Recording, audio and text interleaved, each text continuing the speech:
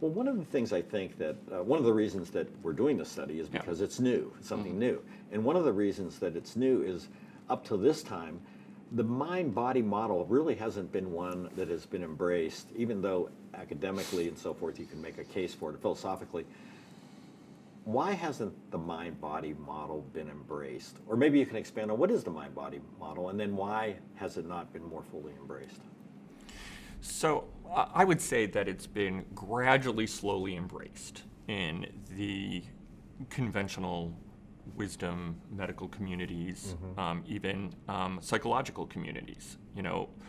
Basically you've had these groups of people who tend to focus more on one or the other. And this has a long history. Some would say that goes back to Descartes, where there's a division in mind and body, where Descartes left the mind to the church and had a lot to do with politics at the time. But what we know from recent decades of research is that mind and body are the flip side of the same coin. And we used to even have specialties in science like psychoneuroimmunology that showed these connections. But now it's very clear, and more and more you see that mind-body connection integrated in the conventional wisdom. The idea, for example, that high levels of psychosocial stress increases inflammation, which then increases cardiovascular risk, risk of depression, which has an inflammatory process to it, which is recently understood and recently talked about in psychiatric journals. So that connection, it has been furthered in the conventional community because the science behind it has gotten better. So we know a lot more about mechanisms of how stress and distress cause physical problems, how physical problems cause emotional reactions. We understand the biology and the science of that a lot better, and as that science gets better, the mind-body understanding gets more integrated into the conventional communities. You mentioned Descartes, and that's really interesting because my reading of it is that he engendered a whole culture, and this culture is actually 300 years old, and it's hard to do something to change a culture that's 300 years old.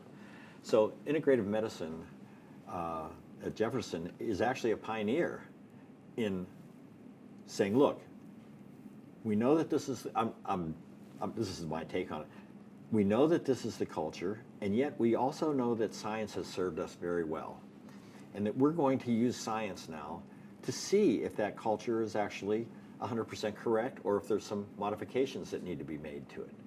And so the work that for me, the work that you're heading up here is extremely important, not just for our lifetime, but for the next 300 years, so that if it can be part of the culture going forward, that the mind and the heart are important in health.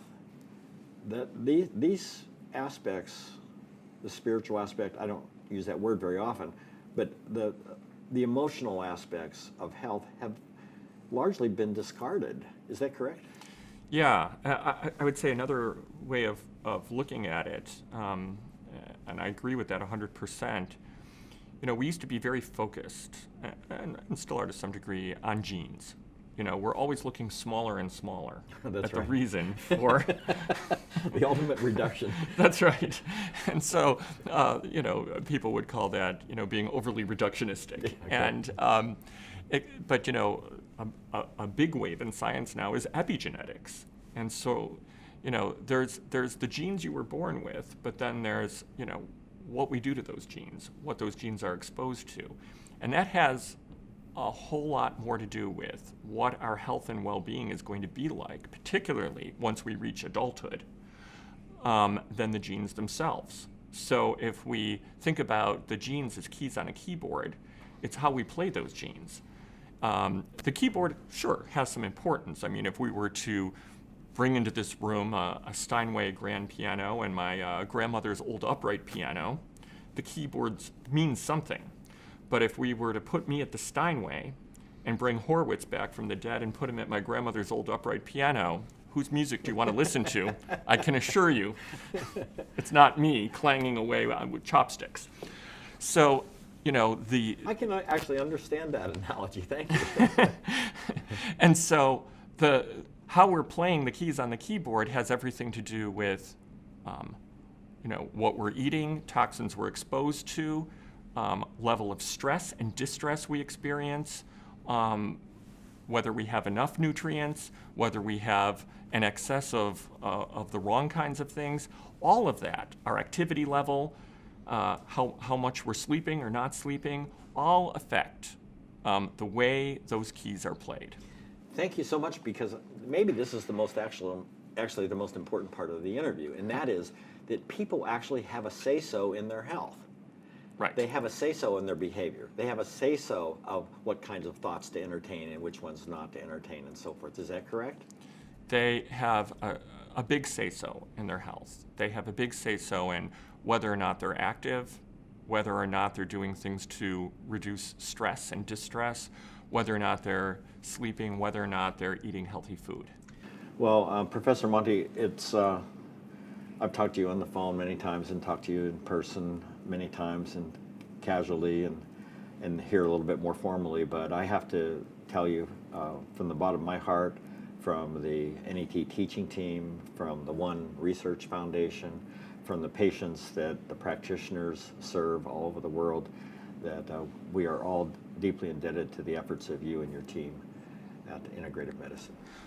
I appreciate that. My gratitude is to you for developing this wonderful intervention, for your wife who's helped to develop it, Dr. Deb Walker, the One Research Foundation who supports this kind of work, and for all of those wonderful practitioners who further the cause, and the donors who help to make all of this possible.